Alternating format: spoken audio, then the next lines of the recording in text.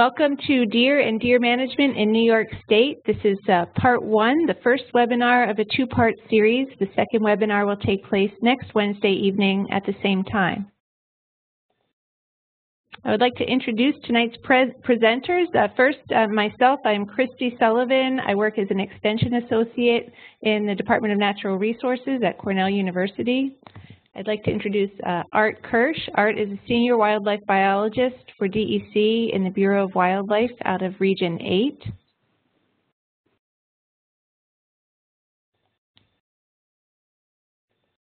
And Courtney Lemire will also be presenting tonight. Courtney is a Wildlife Biologist with DEC out of Region 7. I'd also like to acknowledge our Cornell Cooperative Extension partners in the counties. Stephen Lutter from Cayuga County Cooperative Extension is hosting an on-site location tonight along with Marianne Brown at Wells College in Aurora, New York. Dave Botter is hosting a site in Seneca County in Waterloo this evening, and Sharon Anderson is hosting a site in Tompkins County in Trumansburg. Other partners who've helped put together the materials for this evening's webinars include the Human Dimensions Research Unit from Cornell University, specifically Dan Decker, the Associate Director for the Research Unit, Bill Seymour, who's an Extension Associate with the unit, and Emily Pomerantz, who's a PhD candidate in our department. I'd also like to acknowledge Paul Curtis, who's the Extension Wildlife Specialist in the Department of Natural Resources, and from DEC, Jeremy Hurst, the leader of the Big Game Program, and Stephanie Webb and Diane Carlton, who are from the Communications Office in the Syracuse Regional Office. They are also hosting on-site locations tonight in Syracuse and Cortland. So thank you to all.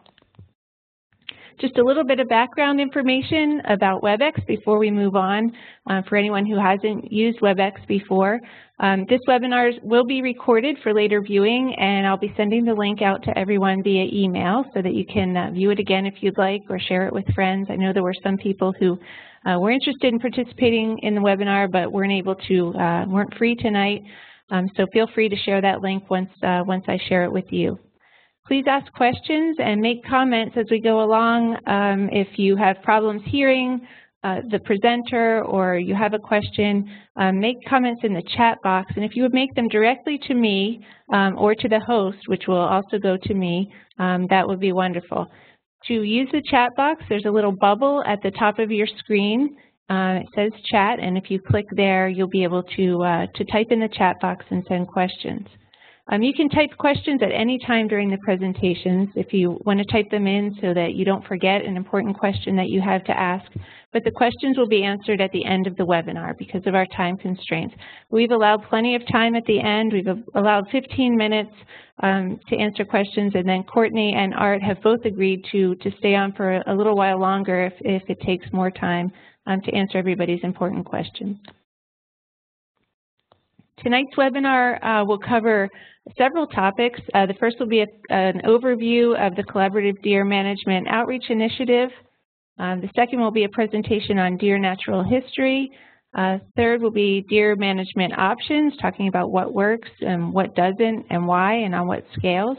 And then we will have that session for questions and answers.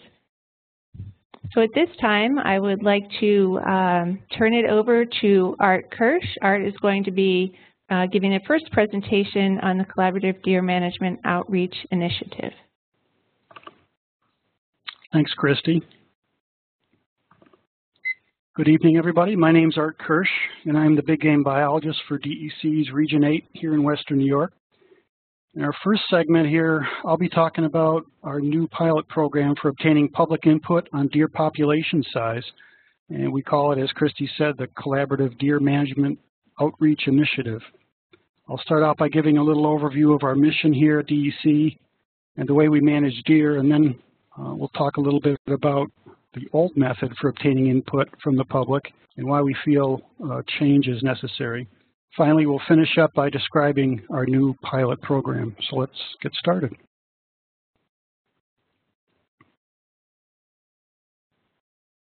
And I gotta advance I can't advance the slide, Christy.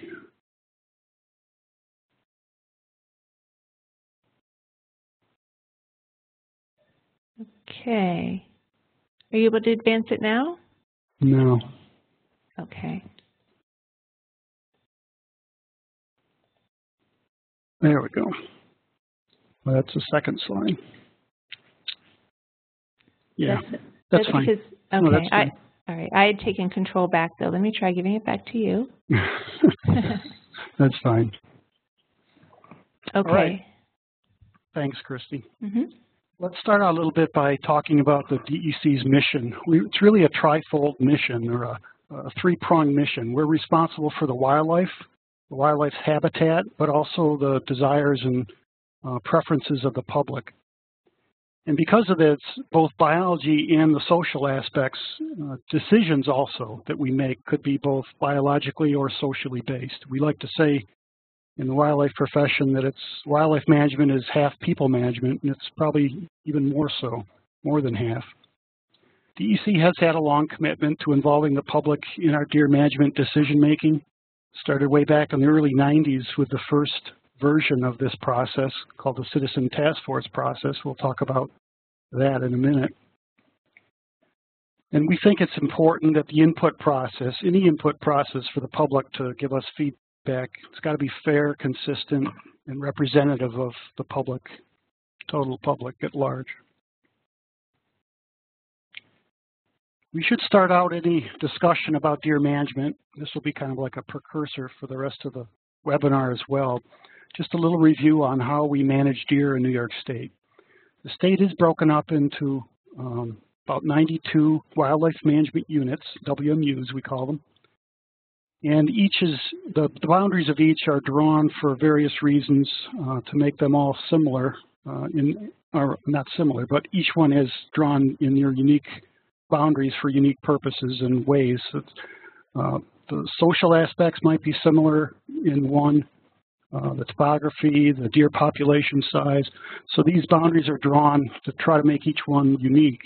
Usually the boundaries are on roads or bodies of water courses to make them easily discernible in the field. The way we actually manage deer is through the issuance of what we call a deer management permit, a DMP. Some folks call them doe permits. That allows the taking of an antlerless deer, about 60% of which are adult females. That really is the only way to manage a deer population, is by taking the adult female out of the population. Each of these WMUs has a population objective that we shoot for, and each is different depending on what we'd like to have happen in each management unit. Let's talk about the old system for a second. As I said, it was developed in 1990 to obtain public desires on preferred deer population size, and it was done by Wildlife Management Unit. It was a joint collaboration between DEC, Cornell Cooperative Extension, and the Human Dimensions Research Unit at Cornell University. And we did this process by WMU at regular intervals. It's supposed to be a 5-year interval between processes. In some cases we made that schedule, and in some cases we didn't. And then the results of each process by WMU would be incorporated into our quotas that we develop each year for how many deer management permits we'd issue. The old system was called the Citizen Task Force method or model, and it was made up of 8 to 12 members, plus a DEC staff person and a facilitator to run the meeting that was usually from Cornell Cooperative Extension. They actually are the ones that chose the members after discussions with us as far as what stakes would be represented. And each member did represent a different stake in deer management. So there might be a farmer, there might be a motorist, there might be a private landowner, a woodlot owner, a hunter. All the major stakes for deer management hopefully would be represented.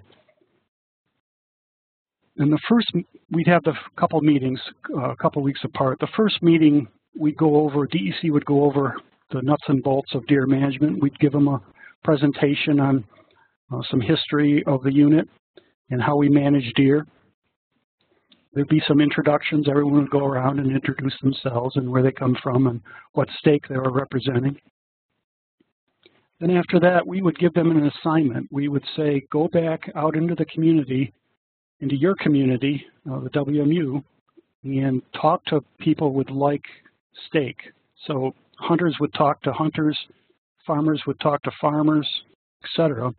The idea was to get feedback from those folks on what they thought of the deer population size. Really, the only thing on the table was deer population size.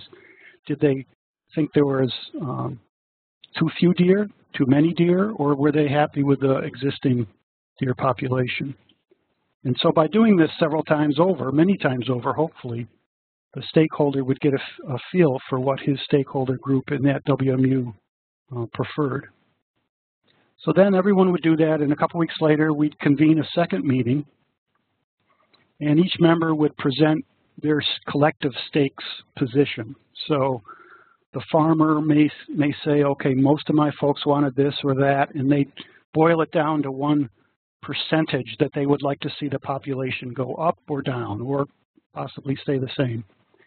So we go around the table, and each stakeholder would present their stakes position. And then I like to say we lock them in a room and run away like a jury, but we didn't run away and we didn't lock them. But it was sort of like a jury process where they would deliberate then and compromise and discuss and come to one central position that then would be provided to DEC for our input in our next round of quotas for our deer management permits.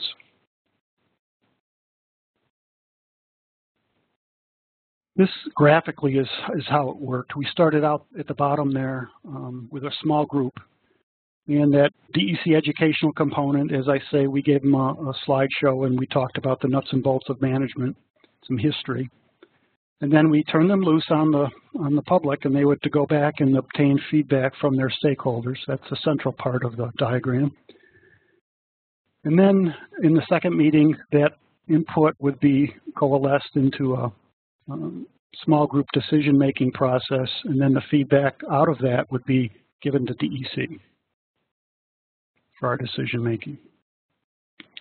There were some deficiencies in the old system, however. Over time, it's almost been 25 years. At the time, it was a groundbreaking process, and it worked well for the most part. But over time, we identified some deficiencies. It was sometimes difficult to recruit members and facilitators. We had to, and I should say Cornell Cooperative Extension, usually as a facilitator, would have to round up these folks and ask them if they would serve on the Citizen Task Force. And quite often they would say yes, and they would do a good job. Sometimes they may reluctantly say yes, so it may have not always been something that they necessarily wanted to do, but maybe something that we cajoled them into doing. So that was a little bit of a deficiency there. The facilitators also, this wasn't necessarily in the Cornell Cooperative Extension budget or plan at the beginning of their fiscal year, so they often had other things to do, and they were pretty busy as well. Meeting attendance was often difficult, especially for the second meeting, or if we had bad weather. Some folks didn't show up. And when we asked them to go back into their community and talk to other stakeholders, quite often there wasn't a whole lot of other stakeholders that were canvassed. So we didn't reach as far out as we wanted to as far as getting input from the public. And it was often difficult for the members of the task force to what we call wear a single hat. And by that we mean that we were asking them to give us feedback on just their stake. So a hunter, we would ask them to just give us information on hunting, what you'd like to see as a hunter. But the problem is hunters were also motorists. Hunters were also landowners. Some of them owned forests. Some of them were concerned about forest regeneration. So there were many things that overlapped in terms of folks' interest in deer. And it was difficult many times for these folks to divorce these other issues from their stated stake. Another deficiency is that we found in the second meeting when we went around the table, And the stakeholders in the meeting, the members, presented their percentage up or down that they'd like to see the deer population. Invariably, somebody was going to start writing down those numbers and averaging them. And that's not necessarily what we had in mind. We'd like to see a little bit more substantive discussion and compromise, discussion on the merits of all the issues. So quite often we thought that the group came to a decision a little bit possibly too quickly just by simple averaging. And because of that, it was seldom an out-of-the-box result that happened. It was generally a percentage increase or decrease of 20% or less, quite often less. It's probably just a simple fact of the averaging, the dynamic of that process. And then we thought that we could do a better job with the dissemination of the results back to the public at large of the results of the process. Shifting now to the new process, excuse me. As the last one was, this was a collaboration between DEC and the Cooperative Extension, Cornell Cooperative Extension, and the Human Dimensions Research Unit at Cornell. This time we also are partnering with the Cooperative Extension offices of Seneca, Cayuga, and Tompkins counties, mainly for the outreach, the member selection, and the running of the meetings themselves.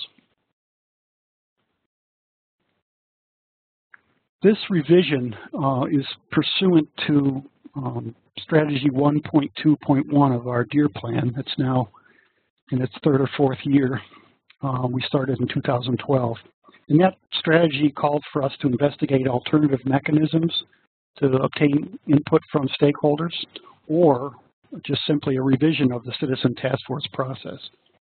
We felt we needed a broader approach to reach more people, to get information from more people, and then to disseminate to a broader public.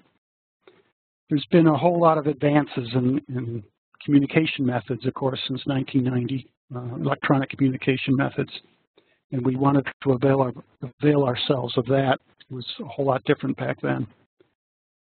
And something that's pretty important is also in our DEER plan is that we are now, this is the first year actually we're doing this, but we're collecting deer harvest information and other deer data on assemblages of wildlife management units, what we call aggregates.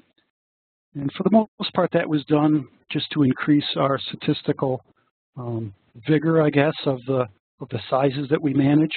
In some cases, the wildlife management units were pretty small, and we didn't have the sample sizes, frankly, necessary to draw firm conclusions on deer harvests and other metrics. So starting this year, we've conglomerated our 92 units into, I think, 25 aggregates. And I'll show you that graphic in just a second. But that's actually our very first strategy in the DEER plan. And this pilot process we're discussing tonight will be carried out, and decisions made at the same aggregate level. These are the aggregated WMUs in different colors here. And the one we're dealing with for this pilot program, we selected this conglomeration called the Central Finger Lakes Aggregate. It's made up of the Wildlife Management Units 7H, 8J, and 8S. Basically, because it's close to Cornell, logistically it was easiest, I guess, but we had to start somewhere. And so we selected that one. Here you see it in greater detail. It's all of Seneca County and these parts of the surrounding counties here. Our planning started a couple years ago with interviews of staff that were involved, DEC staff that were involved in the first version of this process, as well as members of the task forces and the facilitators to try to find out what the pluses and minuses were of that initial effort. And also, less than a year ago, we did a survey, a broad survey of residents of this aggregate to get feedback on their opinions of deer, to get feedback on the impacts that they thought they were important to address in that aggregate. Last fall, we started a broad-scale education effort to describe this process, to share results of the survey that we did 9 months ago. and to share information with the public on deer impacts, management, and challenges. And this webinar is actually part of that broad-scale education effort.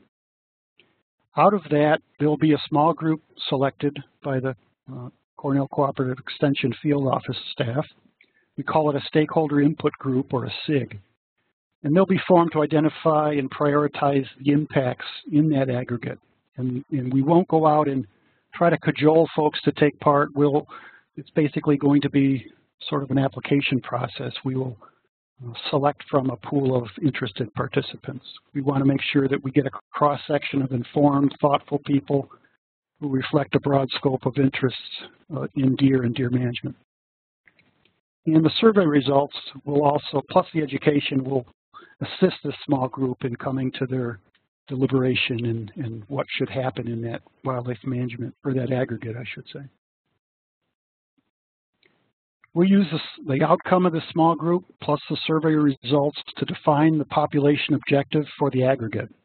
So as I say, each WMU has a separate objective. Well, each aggregate will as well, although we will still be issuing deer management permits on the wildlife management unit basis.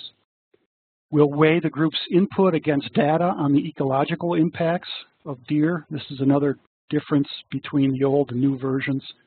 We will not change the objective, for example. We will not increase it if we think doing so will be counter to the ecological concerns in the aggregate. So if the forests are already being pretty much denuded by deer, then we'll be reluctant to take any advice if it calls for increasing deer populations. Results of this process and associated decisions will be shared broadly, as we've said, and we'll use those results, as we do with any program, to continually improve the process. And this is a pilot effort for this aggregate, but if all goes well, it will expand to other aggregates with the necessary tweaks. And we'll have follow some sort of a routine cycle, some as yet determined routine cycle. Graphically, again, this is the old system. If we see the new system, instead of, well, let me go back for a second. The old system was small to big to small, right? So the new system will be broadly to start by surveying folks, getting information, appealing to folks, asking for their possible participation in this small group. DEC will provide information to the public, as we're doing with this webinar. Survey results will be available. All that will coalesce into this small group. They will use the survey results in the education as well. And then the small group will broadcast the findings, if you will, the results of the process back out to a broader public. So in summary, we want to take the input from the public. We just want to do it on a larger and broader scale. But we also want to give the results of the process back to the public on that same broad scale. We certainly want to use new electronic communication methods, which will really help us in broadening that scale.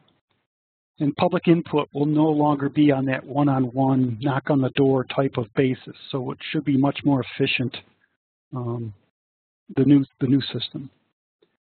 The aggregate level, also the shift to aggregate management, will be more efficient for us because it will provide us greater statistical insight, I guess you could call it. And this new process will also formally consider the ecological ramifications of the small group. As we say, we won't let something happen that we think is going to be very harmful to the ecology. So that wraps up the first segment of our webinar. Please stay with us as we learn more about deer themselves.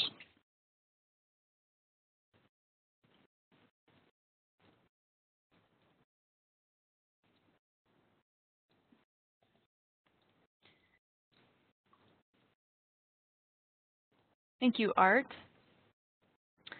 My name is Courtney Lemire. I'm the DEC Region 7 Big Game Biologist.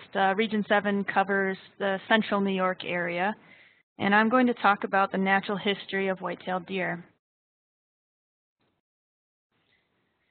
The white-tailed deer is New York's most popular game animal, and it's the second largest hooved animal in the state, with moose being the largest. They belong to the family Cervidae. Members of this family have paired antlers that are shed and regrown each year. Prior to European settlement, much of the state was covered with mature forest. Deer, however, prefer edges rather than being in the center of mature, dense forest. Edges are habitat transition zones along the borders of forest clearings and waterways, or between various habitat types, where grass and brush are available for food and cover. So mature forests with little undergrowth provide neither the food nor the cover that deer need to thrive.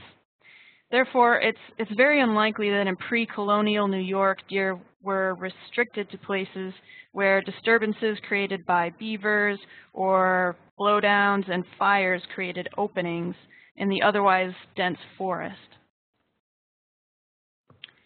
As European settlers entered the state, they added to the forest openings that were already being created by the Native Americans as they cut trees and cleared lands in order to build homes and create crop and pasture lands. So shrubs and saplings grew in these openings, which is great forage for deer. So this increase in habitat, plus the loss of major predators, including wolves and mountain lions, led to increasing deer numbers until the middle of the 19th century. By the mid-1800s, the tremendous increase in farmland, especially outside of the Adirondack region of northern New York, had more than counterbalanced the earlier beneficial effects of predator extirpation and the clearing of land. So edge was greatly diminished again, but this time it was because very little forest was left. In addition, many more people were seeking deer to supplement their food supply. If each farm family in New York at the time harvested only one deer per year, the total harvest would have been several times the current legal harvest in New York. Moreover, market hunting, which was legal at the time, was taking thousands of deer for consumption by city dwellers. So except in the more inaccessible areas of the Adirondack Mountains, the combined impact of these factors caused a rapid decline in deer throughout the state. By the 1880s, the deer population had reached its lowest point in recorded history. Deer had become extremely rare or absent in large portions of the state. So by 1890, deer had become so scarce in most of the state that market hunting was almost non-existent. And hunting regulations became much stricter in the early 1900s, and deer populations began to build in response to these regulations. But more importantly, large areas of farmland were abandoned during the first half of this century, and that abandoned farmland was soon invaded by shrubs and pioneer tree species, which created good forage for deer again. So habitat conditions once more became suitable for deer in many parts of the state outside of the central Adirondacks. And deer herds increased rapidly in some areas and more slowly in other areas. And starvation became serious as deer densities became too high, particularly in a few local areas of the Catskills. Hunting regulations were adjusted again to take more animals where they were ruining their own habitat or causing significant crop damage on the remaining farms. Today, white-tailed deer are distributed throughout the entire state of New York, and they can be found in forested and agricultural areas, even in urban and suburban developments. Only in the most densely populated places are deer usually absent. Over 1 million deer currently inhabit New York State. So white-tailed deer are named for the white hairs on the underside of their tail, which they flag as a warning signal to other deer. And a whitetail's keen senses helped them detect danger. Few animals have a better sense of smell than white-tailed deer. A large portion of their brain is devoted to odor reception and interpretation. They also have excellent vision in low light or darkness, strong peripheral vision, and can easily detect motion. Whitetails don't see the colors we do and have difficulty detecting stationary objects. As is the case with most prey species, their eyes are located on the side of their heads, and that it allows them to scan nearly 180 degrees. A whitetail's retina is dominated by rod or light receptors, making it 1,000 times more sensitive to light than our own. And their pupil opens much wider than a human's, allowing it to gather 9 times more light. They also have the large cupped external ears, and that helps them gather and amplify sound. Their ears are able to rotate in different directions, enabling them to pinpoint the sources. So deer are also very vocal animals. A lot of people don't realize that. Bucks, does, and fawns all make sounds and communicate vocally in some manner. And here's an example of the sound of a doe bleating. This may take a moment. I'll play that again. And now here's the sound of a buck grunting.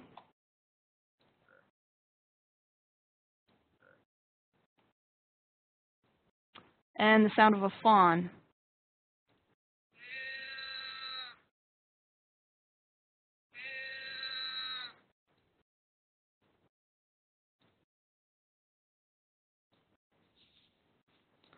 So male whitetails grow and shed antlers annually, as I mentioned earlier. Antlers are bone-like structures. They're not hollow like horns. While growing, the antlers are covered in velvet, which the buck rubs off once they've hardened. And antler size is determined by age, genetics, and nutrition. In the summer, whitetail coats are relatively thin and they're reddish in color. For the winter, this is replaced by a dense gray-brown coat with hollow outer hairs and a shorter undercoat. The hollow hairs trap warm air for insulation during the winter. So the mating season for whitetails is also called the rut. The peak of the rut is in mid-November. Bucks usually become sexually mature by their second fall, and most females also begin breeding at that age. However, doe fawns can and sometimes do breed in their first fall if they've grown large enough, around 80 to 90 pounds. Deer populations can grow quickly. In just 6 years, 2 deer can turn into 64 deer. The actual reproductive potential is higher where the buck-to-doe ratio is skewed towards does. So due to this high growth rate, if one wishes to have the population remain the same, more than 50% of the herd needs to be removed or die annually. Most fawns are born during May and June. However, birth can take place anytime from March to early August. Fawns can stand within minutes after being born, and in good habitat, most does give birth to twin fawns, although triplets also do happen. Younger does generally have just one fawn. Fawns' coats are camouflaged to blend in with their surroundings. The spots look like the sunlight hitting the forest floor. Does leave fawns hidden for hours while they feed, so fawns can lay perfectly still in order to elude predators. Adult deer in New York are rarely killed by predators. Predation is most common on fawns during their first 9 weeks of life. Bears, coyotes, and bobcats are the most common predators. In a recent Penn State study, bears and coyotes were most responsible for predator-caused mortality in fawns. And among those, bears were more common than coyotes. Although predation on fawns can slow population growth, it does not reduce the population size.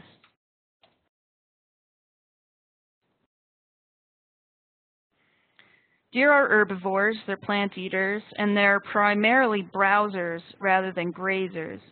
This means that during much of the year, their diet consists mainly of leaves, buds, and young twigs from trees and shrubs, rather than mainly grass as a grazer would eat. However, deer do eat large quantities of grass and other herbaceous vegetation, especially when it's first available in the spring. Deer need about 5 to 7 pounds of good food each day, and more if it's of poor quality. So this means each deer will eat more than a ton of food in a year. In order to survive on woody browse, deer need to eat 6 to 8 pounds of it per day. At 600 seedlings per pound, that works out to 4,200 seedlings per day, or over 1.5 million seedlings a year per deer. So fortunately, most deer have access to other foods in the fall and fall and summer, and only rely on woody browse for the bulk of their diet during the winter time. Like cattle and sheep, white-tailed deer are ruminants. They have a four-part stomach. The first part is called the rumen. It's a large storage chamber. In deer, it can hold as much as 8 quarts of partially chewed food and water. Before passing on to other parts of the stomach, the partially chewed food from the rumen is regurgitated and chewed as cud. This digestive mechanism allows deer to browse and graze rather rapidly. They can then retire to a safer location to complete the digestion of their meal. By themselves, deer are not able to digest the cellulose in many of the woody types of foods they eat. However, they have a combination of microflora in another stomach chamber called the reticulum, which is composed chiefly of bacteria. Through fermentation, the bacteria are able to convert cellulose into usable nutrients. Deer transition their diet and their digestive system in winter, going from a green diet to a woody one. Winter browse is not very digestible, so major changes in the diet require a change in the type of microorganisms needed to break down the food. The transition to the new microorganisms required to digest winter food can take 2 to 3 weeks, during which time little, if any, nutrition is gained.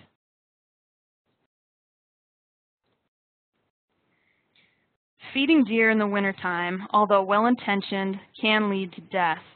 When a deer's digestive tract is primed for digesting twigs and buds, they can die with a stomach full of corn. Abrupt changes in diet can result in a period of time when no nutrition can be gained from the new food, or the changes can result in the deer's microorganisms dying.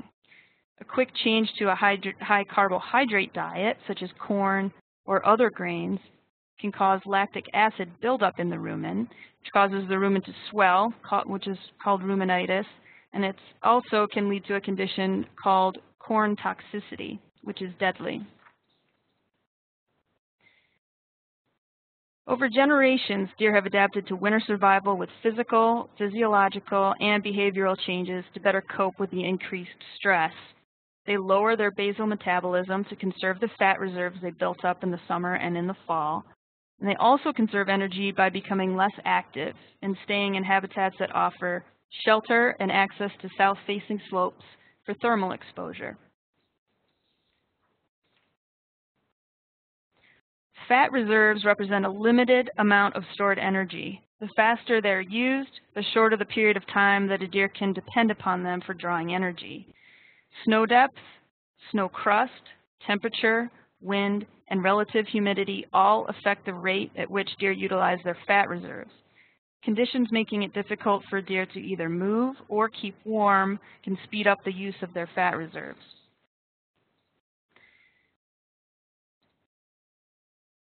The white-tailed deer is a fascinating, charismatic animal enjoyed by New York citizens, and with proper management, healthy deer populations can be enjoyed by future generations. Please stay with us for the next presentation by Art on deer management options.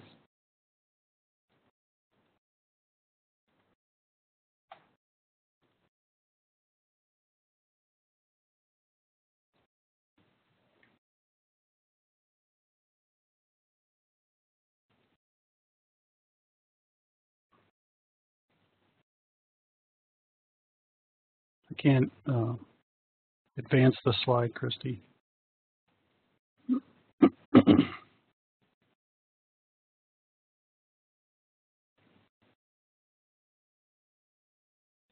How about that, Art?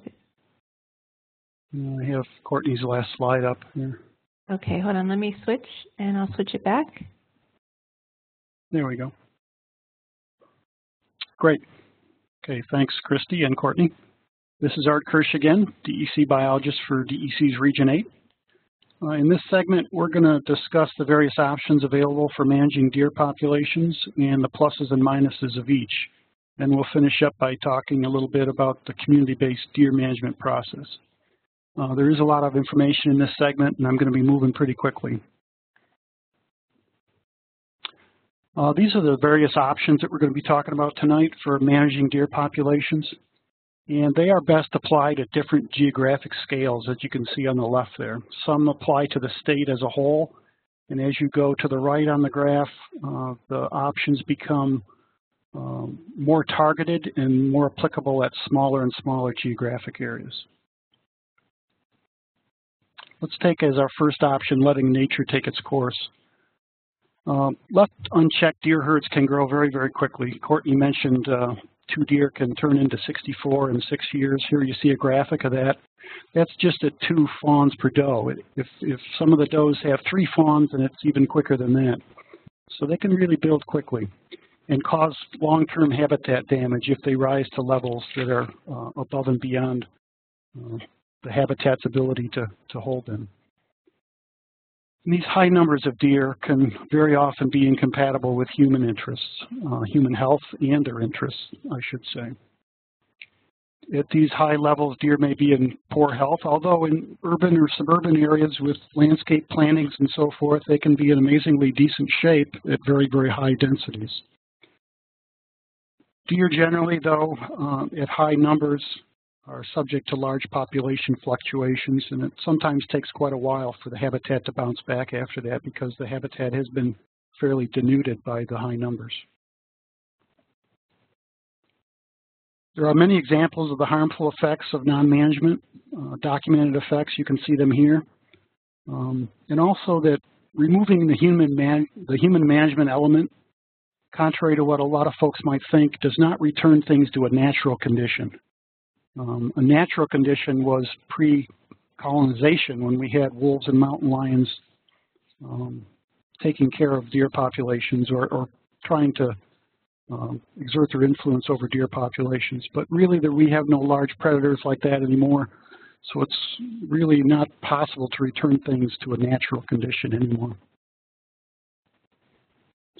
Let's talk about repellents and fencing a little bit. Along with repellents and fencing, well, repellents, I should say, comes really scaring. We didn't talk about, I don't have bullet points up here about scaring, but the things that have to do with repellents can usually be applied to scaring as well. They cover that as well. Really, repellents are for site-specific problems only because they are costly in many cases, especially commercially purchased repellents. So they're really not applicable over large scales. The repellent effectiveness also varies depending on a lot of factors, the season in which you apply it, the weather patterns. Has it rained a lot lately? You need more applications if it's rained. The palatability of other nearby plants comes into play. Deer's experiences, the amount of hunting that goes on. There's many things that affect repellent effectiveness. As I said, commercial products can be very costly, but there are some homemade concoctions, especially made out of egg products, what we call putrescent eggs or rotten eggs, that are amazingly effective and very cost efficient. In terms of larger sites and more densely populated sites, denser populated with deer, fencing is really your better option. There is an initial cost, obviously, but there is a wide range in costs of fencing from very unobtrusive 1 or 2 strand electric fencing to full-blown page wire or even slant wire fences. They really have to be evaluated on a long-term basis. That's part of the problem, is it's often difficult to look past the initial cost of fencing for the person getting the damage.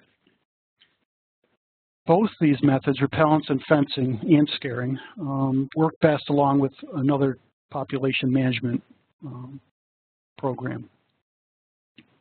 Many communities are concerned about deer vehicle collisions, and many of them want to be able to address them in a non-lethal fashion. A lot of things have been tried in this regard, but conclusive studies are difficult to find. And really the only 2 that have been proven to be effective are wildlife crossings, which is, you can consider that like an overpass or a culvert possibly that a deer would travel over there or under the highway with. Or fencing, exclusionary fencing to keep deer actually off roadways. Those are the only two that have really been proven effective. Other things, many other things have been tried.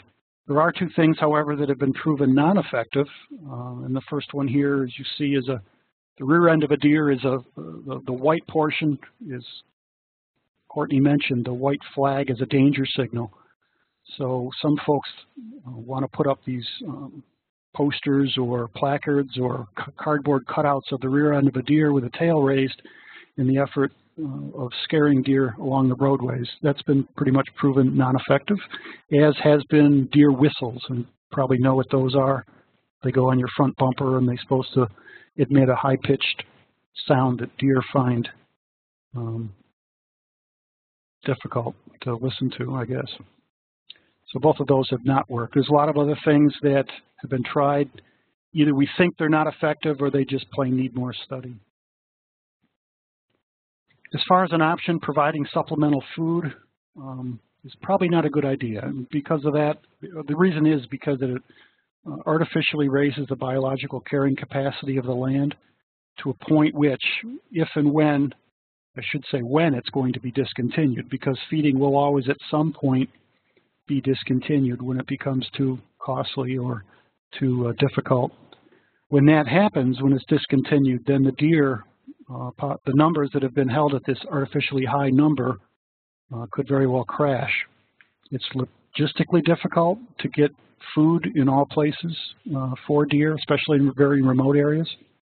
It's expensive. Deer food, usually it's corn. The costs rise very quickly as you feed them day after day. It also fosters disease transmission as there's nose-to-nose contact with a lot of individuals. And also things like vehicle collisions as deer are congregating in groups, traveling across highways to get to feeding sites. And then when the food is gone any particular day, the deer are going to turn to nearby natural vegetation and strip that. As an option, trap and transfer has been talked about and actually done in a few cases. It is logistically complex and expensive. You're dealing with some specialized equipment. Staff need to be trained to use the equipment and to mobilize the deer after you have them, so you can get them transferred to another position. Let's say if you want to collar them perhaps or ear tag them, they would need to be chemically immobilized. It's not always easy to find release sites. A lot of communities that you may think of that to receive these deer may be having their own problems as well, so they may not be really keen on bringing more problems into their area. There is a possibility of spreading disease, not only as deer are at the bait, but if you happen to move a deer to a new location that is diseased. So trap and transfer, it does have some value, but only on a very limited scale. It's just too impractical and too expensive to apply on a free-ranging deer herd. Sharpshooting and trap and kill, quite a bit like the previous slide. It's generally reserved only for fairly isolated cases. It may be useful in urban and suburban areas where, for example, no hunting, the community wants no hunting to go on. It is the quickest way to reduce a deer population, however, baiting them in with corn and shooting them, or baiting them in and humanely destroying them by other means. It is expensive. Staff have to be paid to man the guns, so to speak. And generally, if it's done in a municipality, the local taxpayers have to foot the bill for that. Venison from these operations is usually donated, which is a good thing. But it is less efficient than controlled hunting. Controlled hunting, of course, is very cost efficient because actually you don't have to pay for it. You can actually get money from hunting. In sharpshooting, trap and kill, any time when you're bringing deer into bait and killing them, it can be quite controversial. So communities may not even want to approach it just for that reason. And lastly, it denies citizens recreation of hunting and the venison from the hunt. Let's talk a little bit about fertility control as an option.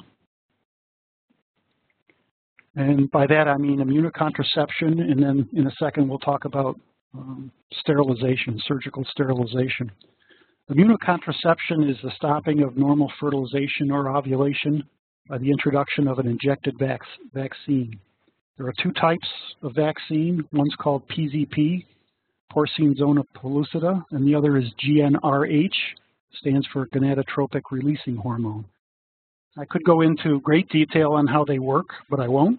Excuse me. But suffice to say, they both work by inducing the production of antibodies that attack the donor's own system, and that prevents fertilization or ovulation. Both those do work at the individual deer level, though. They are effective in halting conception, but especially with PZP, there are other issues. Because PZP does not stop ovulation in female deer, the female continues to go into heat cycles, estrus cycles, and so that causes bucks to continually be chasing them throughout the fall and early winter, expending precious energy that they may need going into the winter. For this option, immunocontraception, deer have to be captured. They also have to be tagged because they need annual booster shots. And so you need to be able to tell one deer from another. In a very high proportion, over 90% must be treated before you see any real gains within the next few years. One thing that's not up here is that immunocontraception does nothing for the standing deer herd, for the existing deer. It only affects subsequent reproduction, of course. None of these drugs are registered for use in New York State, and everything must be done on an experimental basis through perhaps university research, and permits are needed. I'm losing my voice, excuse me. Immunocontraception, like some of the other options, is only viable for small, isolated deer herds. Surgical sterilization, that is a one-and-done operation. It doesn't need to be redone every year. It does have to be done by veterinarians, licensed veterinarians. The costs are fairly high, and they rise rapidly as you treat more and more deer. The first 70 or 80% of deer are relatively easy to catch. It's that last 20 or 30%. The last ones are a little bit smarter. They've evaded capture up to that point, and it's tough logistically to get to those last ones, so the costs thus rise rapidly. Like immunocontraception, this method is experimental only, and it must be done as part of a bona fide research, and permits are needed. And like immunocontraception, a very high percentage of deer must be treated. The central theory behind surgical sterilization is that you do it on a doe, you put that doe back into the environment, that doe continues to occupy a space in the herd. If you were to take that deer out of the population and kill it, for example, another deer could very well move in from elsewhere. Predator reintroduction has been mentioned as a possible option to manage deer. And by those, we're generally talking wolves and mountain lions. These predators can control a deer herd, but it's usually deer that are in very low densities. And predator-prey interactions are often very complex, and we don't understand them completely on what would happen if you released X number of wolves into the environment, for example. Some of New York may be suitable habitat for these large predators, but much of it is not. Portions of western New York, downstate, for example. But the big one is for reintroduction of predators is that most must be both biologically feasible and socially acceptable. And it's really the socially acceptable hurdle that probably would be the biggest. A lot of folks would not take too kindly to having large predators introduced when they could possibly endanger human lives, domestic animals, pets, so forth. Now let's talk about regulated hunting as an option. This method has been proven effective time and again. It's efficient and inexpensive. And as I said before, it actually is a money maker through license fees. Virtually all state agencies in the U.S. use hunting as the primary tool for deer management.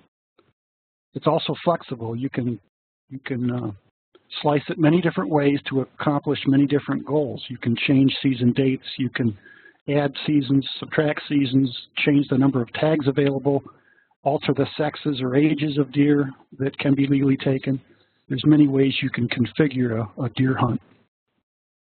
As I said earlier, on my first segment, deer management permits, DMPs, are the main tool that we use to control deer populations by taking female deer. We can also, if a little bit more control is needed, perhaps a municipality is concerned about safety or some other aspect, you can institute what's called a controlled hunt, which is a normal hunt that has additional conditions placed upon it. Maybe you can only hunt in the mornings, or only on weekdays, or only from elevated positions, or any one of a number of things that may make local folks more apt to go along with a hunt. But hunts may not always be appropriate. There are urban, suburban situations. There's some other locations where it may not be safe to run a hunt, or there may not be the support from the community. And so that makes it not appropriate. Regulated hunting, there is also additional options that we may have in the future, some of which we may be thinking about now, some of which may be something that we haven't thought of, but some of these also need regulatory changes or legislative changes to enact. There's also many societal and ecological benefits of regulated hunting. It provides habitat for other species, songbirds, amphibians, other mammals. The economic benefits, don't overlook that. There's a lot of money spent on deer hunting. Forest products, keeping deer under control also obviously helps the human safety aspect on the highways. We do have a program that's relatively new called the Deer Management Focus Area Program, and that's for communities and areas that have overabundant deer, not on the WMU basis, a little smaller than that usually, on a township or partial WMU basis. We have one in Ithaca actually, and that's to assist communities in these overabundant deer issues. We provide extra tags so they can actually take a couple deer every day throughout the season.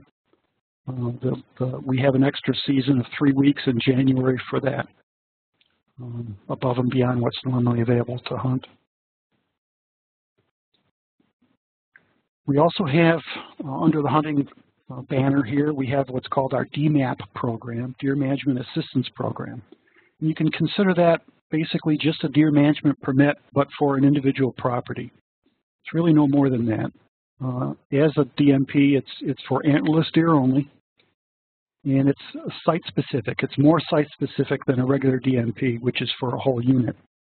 And also, this program was devised back when to improve landowner-sportsman relations, because the landowner receives the deer tags, and then the landowner can disseminate those tags to folks to hunt on his land. So hopefully he will or she will do that to some new faces if they happen to knock on the door.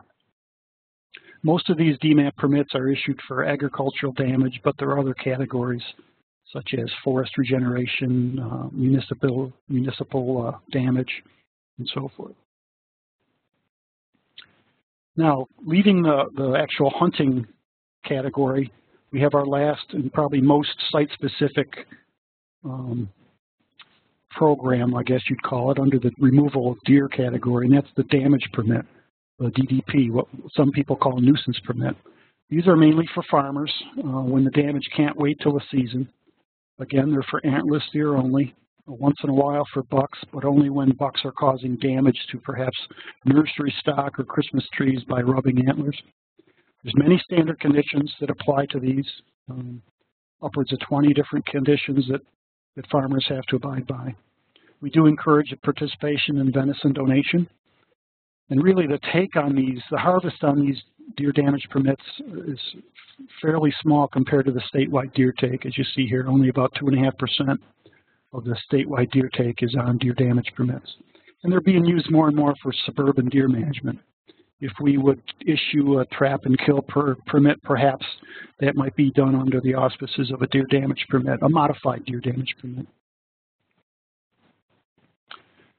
So here we saw the first graphic were the different scales of deer options. Well, this is basically the same kind of graphic, only the different hunting options. Again, there's different hunting options that are best applied over different geographic areas, and they do get more intense and more centered, focused as you go smaller and smaller.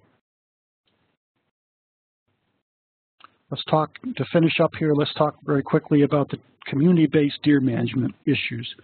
This is one of the biggest wildlife management issues in the state, actually, and probably nationwide. When you think about wildlife problems and issues, this one always rises quite near the top. This whole notion of how do communities, not individual property owners, but how do communities wrestle with deer management problems. Generally, there's steps that to really look at this problem correctly should be followed. They don't always have to be followed completely in order, and they may take some time to do each step, but all communities vary. Usually, though, it does start out with a recognition of problem. Some kind of problem has to exist. And that usually comes to play when there's a high awareness of an issue, not just one person perhaps, but if people continually are talking about an issue, that's high awareness. But also, it has to be clarified exactly what the problem is. If you can't iterate what the problem is exactly, you're going to have a hard time solving it. Also, there has to be a belief in the community that there even is a problem. And if there is a problem, should something be done about it? Maybe it's a small problem and it doesn't rise to the level of any further action. Next, after the recognition, generally we like to define the management objectives. Those objectives should apply to the problem.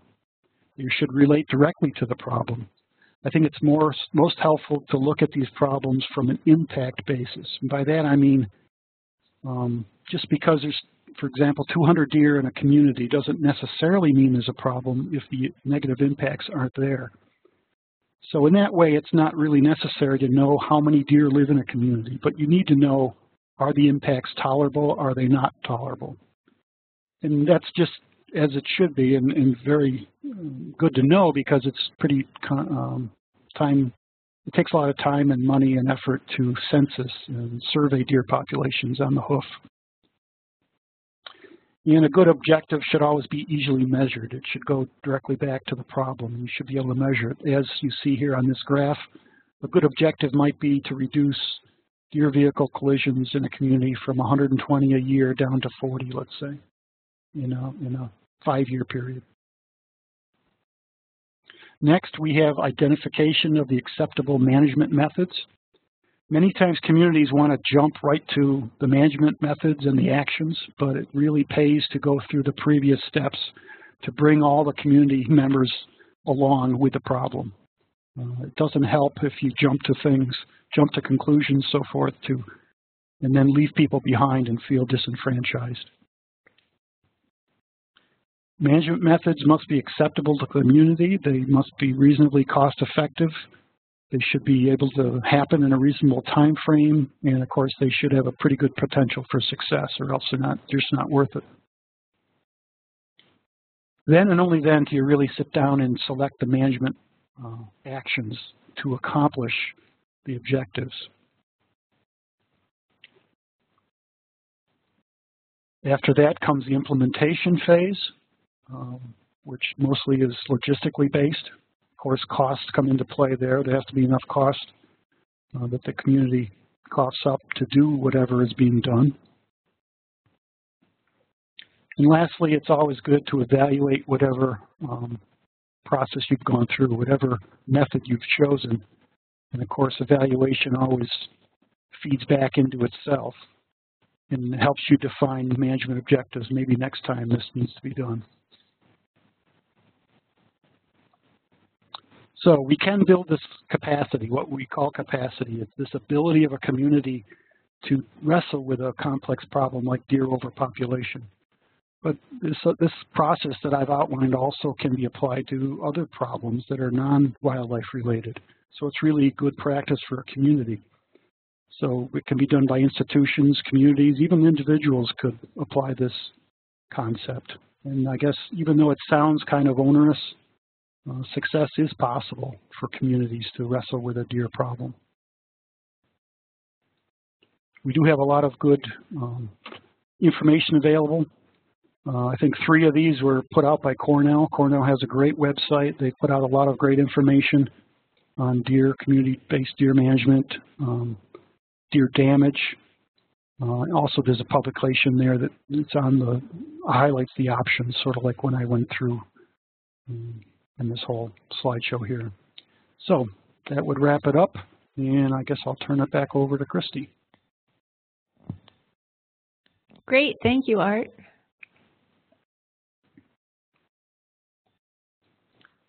We are going to move on to the question and answer session. We have just about 6 minutes left in the time that we'd originally allotted, but Courtney and Art have both agreed to stay on a little longer to answer questions as needed. So just a little bit of guidelines for the question and answer period. We just ask you, because we have a limited amount of time to share tonight, we'd ask you to please limit your questions to the topics that were covered in tonight's webinar. The questions and answers from tonight will be written up in a file and posted to our website afterward, and we'll make that website available to you. So if you want to reread the questions and answers, they will be available. Questions about other topics, things like local deer abundance outside the Central Finger Lakes, WMU aggregate, or deer hunting regulations, things like season dates, DMP quotas, antlerless only regulations, et cetera, can be directed to Art or Courtney or to Jeremy Hurst in the Albany office sometime after the webinar. So we want to make sure that all your important questions are answered, but for tonight, because of the limited time, we'd like to just constrain it to the topics of the evening. So let's see, we'll start out here with, somebody had a question maybe for Courtney. This has to do with deer natural history. Joanne was wondering if deer have well-developed color vision. They do have some color vision, although they see more blues rather than colors in the red area of the spectrum, which is why hunters can wear blaze orange in the woods in order to be visible to other hunters, but not visible to the deer. So they do see color, just not the same ones that we do. Okay, thank you. Another question, and this may be for Art, maybe with the different types of management that are available, and it may have been answered. It was asked prior to the management presentation, but just to reiterate, will the new aggregate level approach be the only deer management plan for New York State, or will DEC still issue permits for separate deer culls, such as the one currently being conducted by Vassar College? Yeah, those are 2 separate things. Any kind of deer call, community-wide or other, is a whole separate thing done under a special permit from us. The aggregate level management is simply to increase the geographic area that we're collecting information about deer, and generally in the fall we collect harvest information to give us better confidence in our statistics. Okay, the next question is about supplemental feeding and food plots. Does DEC consider food plots as supplemental feeding? Is there any disadvantage to planting food for deer? No, we do not. This is Art again. No, we do not consider food plots as supplemental, baiting, for example, or placing food. I will say that feeding deer in New York State is illegal for a number of reasons. But we do not consider food plots or the normal byproducts of agricultural operations as feeding deer. We also do not consider cutting of brush. We don't consider that feeding of deer, so that can happen legally as well. Okay, thank you. And then Gisela asked, Art, what are the most effective deer repellents? You mentioned repellents as an option. Can you recommend some? Well, I think if what you're asking, if what I would do, I would use rotten eggs. They're very, very cheap, and I saw at least one study that had them the most effective thing. You can buy, there's a whole bunch of different commercial repellents. I think there's one called Big Game Repellent. There's Deer Away, I think it's called. There's many other things, but I think you'd be wise to, I always recommend start with a fairly inexpensive approach and work your way up. You may find that it's not necessarily to buy something that's really expensive. So just, rotten eggs mixed in water, sprayed on a plant. It's also food safe, so you can spray it in your garden, your vegetable garden. Okay. We had someone who asked why surgical sterilization of bucks is not an option. That's a great question. Couple reasons. One, because of the biology of the species, because one buck will mate with many does, if you treat or remove one buck, then the next buck down the hedgerow will just fill his shoes. Really, the only way to manage a deer population is by treating or removing the female of the species. There's also another good point. If you happen to surgically sterilize bucks, quite often, or usually, they have much larger home ranges, and they may widely roam away from where you're trying to solve your problem. So you may, if you surgically sterilize a buck, you may never see him again, and it really won't help with the local problem. Hey, Art, can I chime in here? Sure. This is Jeremy Hurst from the Albany office. We actually have a research project going on right now in East Hampton, New York, that they are doing surgical sterilization of bucks.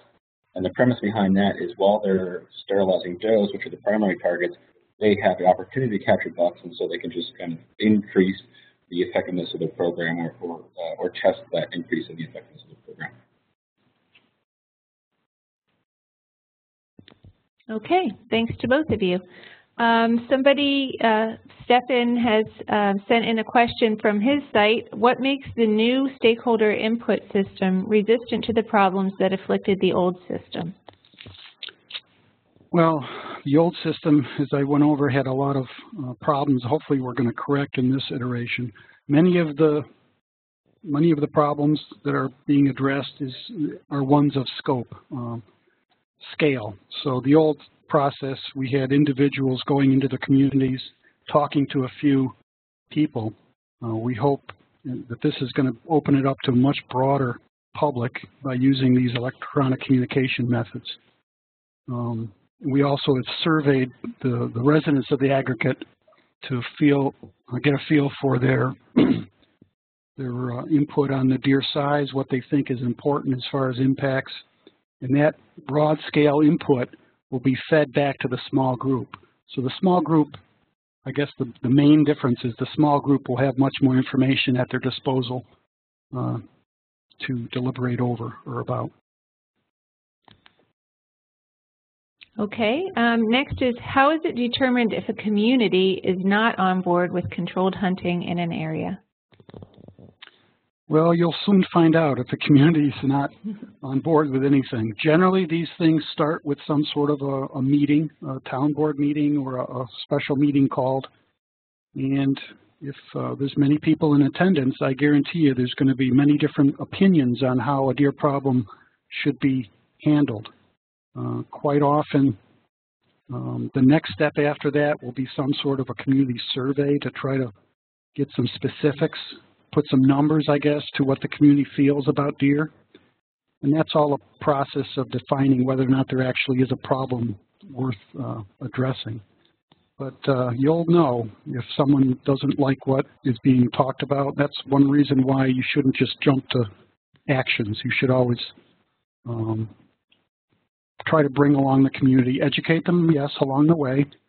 And also, they have to respect the process, I guess, of coming to the resolution of a problem. Sometimes they may not, a community member might not like the outcome, but as long as he or she respects the process, the way the decision was made, that's quite often all you need to get.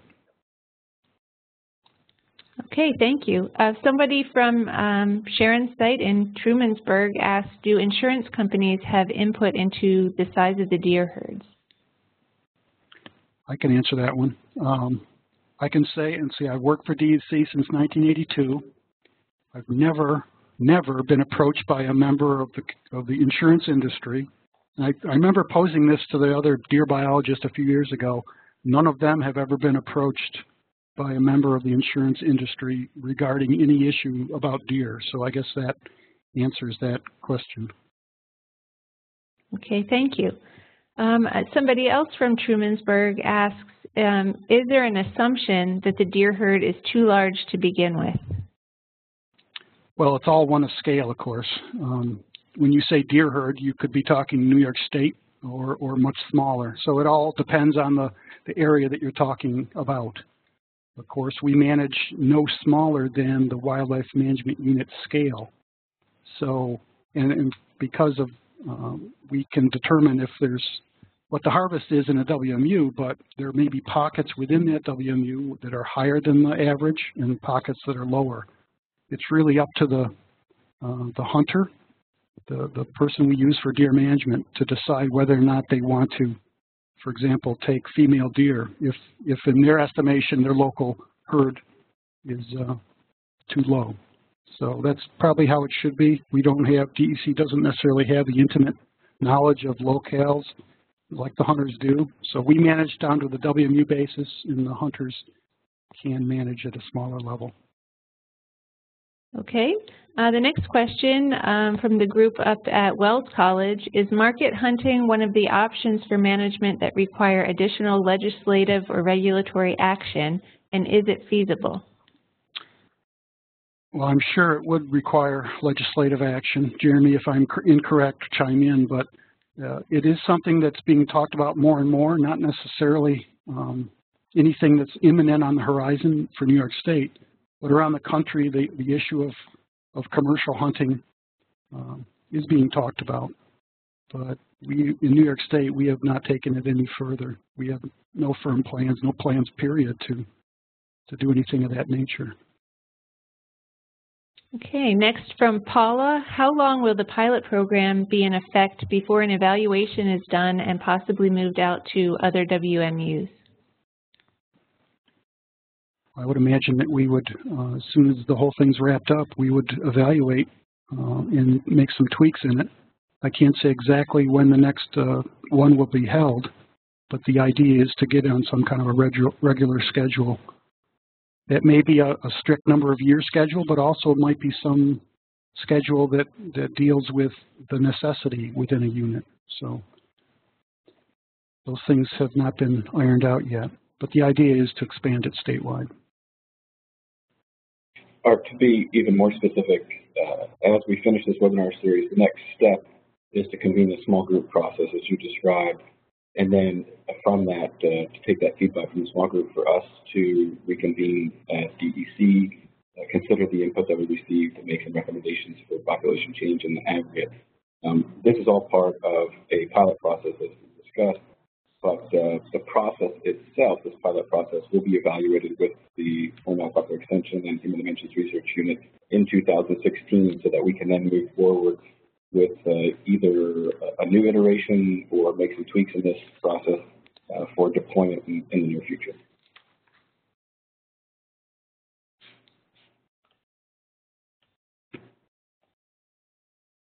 Okay, here's a question from Trumansburg again.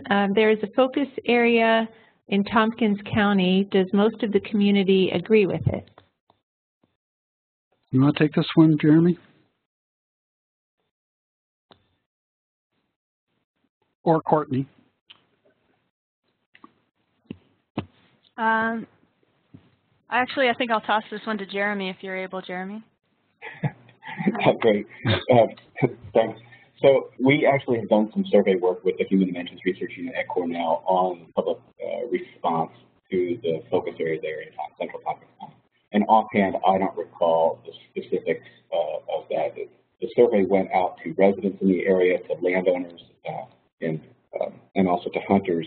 And the details are all available on Cornell Human Dimensions Research Unit's website, with the reports are published. I just don't have the numbers in mind.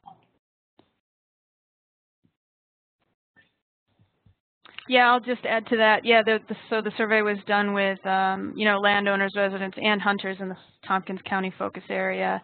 And as Jeremy mentioned, you can find those results on the Cornell website. Off the top of my head, I want to say of the people who knew about the program, they were in favor of it, but it wasn't a majority of the respondents that were aware of the program at first. Okay, here's a question maybe for Courtney on natural history. How does the predation of fawns only slow growth but not reduce population size? Well, it's due to the high reproductive potential of deer, and so like most animals that are towards the base of the food chain, they have great ability to reproduce quickly, and so fawns have evolved over time to hide from predators. They have, not much odor to them. As I said, they can remain very still and hide. So it's really opportunistic often when predators do find them and get a hold of them. And so because they've evolved this way over time with the predator and the prey dynamics, we know that, it can slow the growth, but at least in this Penn State study, and is likely the case in New York, it doesn't actually deplete the population, because as I said, you have to remove at least 50% of the population of deer just to keep numbers stable. So you think about how many fawns would need to be taken in order to actually decrease the population, and that's quite a few for predators to pull off. I mean, that's the reason why we have deer all fawning at the same time. It's to kind of overwhelm the predators. So, does drop fawns around the same time every spring, and the reason is that if you overwhelm the landscape with these prey items, the predators can't possibly take all of them. So it's part of a life history strategy, and I'd encourage you to take a look at that Penn State study. It's got some really interesting findings. Okay, thank you. This question is from the group in Aurora. If wildlife management units were formed at a scale to identify their own population objectives, how does consolidating into aggregates make this process more effective? Jeremy, you want to take that? I've addressed it somewhat in the show, but maybe you could add to what I said, more than just a statistical reason. Yeah, Christy, can you repeat the question? Yes, if the WMUs were formed so that population objectives could be identified within those smaller units, how does consolidating them into aggregates make this process more effective, and wouldn't it do the opposite? Well, that's a good question. And I think we need to start back with why management units were initially derived, and that was based on trying to identify different areas based on ecological separations. And in some cases, that is reflected in deer biology as well. And so our management efforts using wildlife management units in the past have been to work with citizen task forces to come up with their ideas about deer impacts and recommendations for population change on that scale. Moving to an aggregate level helps us gather our biological data on a more efficient process, and also to gather public opinion about deer impacts on that larger scale. And in order to do that, we've had to change the method for gathering public input, which is why we're in this revision process of the CTF. Okay. Somebody from Sharon's group in Trumansburg asked if the survey results for the pilot are available for review, and if so, where? And I can answer that. We have a website where we've posted a lot of the materials. All the presentations will be posted there. the recording of this webinar and some other resources. And one of the other resources is a copy of the survey results. I'll be sending a link to that website out to everyone in the next couple of days, and so you'll be able to go there to view the results of the survey. I'll also send, somebody else asked about the publications that Art showed at the end of his presentation, that he mentioned that most of them were Cornell publications, and so I'll also send a link to where you might be able to find those publications. We have a comment that this program should work much better. Very pleased to have forests being considered as a criteria. And I think we're getting almost to the end. We have a lot of specific questions about specific properties. So as I mentioned, Art and Courtney and Jeremy could take some of those questions offline at another time if you're willing to send those questions in. Somebody was interested in knowing what % hunters pay for conservation efforts in New York State through license fees, et cetera.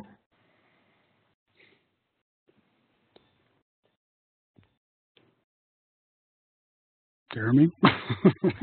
I don't know the numbers, and I don't know if Jeremy knows that either. Well, so the question's about % of hunters that pay for conservation efforts. Maybe we should back up. There's roughly 550,000 big game hunters in New York, deer hunters, maybe closer to 700,000 hunters in general, including small game hunters. All of their license fees go into the conservation fund, which supports efforts of the department. But the activities of hunters in the purchases of their arms and ammunition, of shooters that also participate in shooting sports, there's an excise tax on those purchases that also is collected by the federal government and then doled out to states to help support fish and wildlife management actions in the state. And so hunters, shooters, fishermen all contribute to the game and fish management actions of the agency.